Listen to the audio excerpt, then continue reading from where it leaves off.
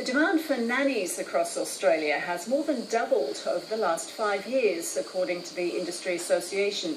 Nannies are seen as a flexible alternative to childcare centres where operating hours are fixed. But they don't qualify for the childcare rebate, which refunds 50% of out-of-pocket childcare expenses. The Childcare Minister, Kate Ellis, says the industry needs regulating, but she says the path to reform is a very long road.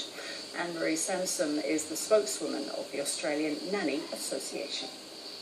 I think there's been a demand with the workplace changes. We're not doing the traditional 9-to-5 roles anymore that we used to be doing, and there's a lot more pressure on parents and mothers returning to work, so people are looking for more flexible childcare options, and nannies fit that bill. Nannies, though, don't qualify for the childcare rebate at the moment. You've been lobbying hard to change that. Are you confident with the spotlight on childcare at the moment that things will change soon? I think it's a long road to go, as Kate said, but I do think that there is a possibility that it will change. There's already existing regulations in place under the in-home care scheme, which are basically qualified nannies providing that service in families' homes, but it's a very limited scheme. It's not available to all parents like a childcare centre is. And you represent nannies who get super from their employers and all the other benefits, but there is a very large black market in nannies, if you like. These are people who are paid cash in hand to do the job. Yes, and I think that's the difference between, say, a babysitter or an unqualified nanny, or people who call themselves nannies and they're not actually nannies. They might be just a young teenager or a traveller, someone like that who's not actually a professionally qualified nanny.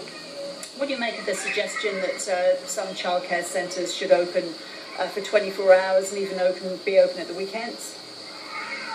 I think it's great that we're looking at different flexible options for parents, but realistically, do we want to be taking our children out of bed at 10, 11 o'clock at night and taking them to a strange place like a centre or someone else's home? Wouldn't it be better that they're actually in their own environment, especially when we're talking about sleep and the child's development? No, there's some places in Australia where the demand for nannies is greater than in others.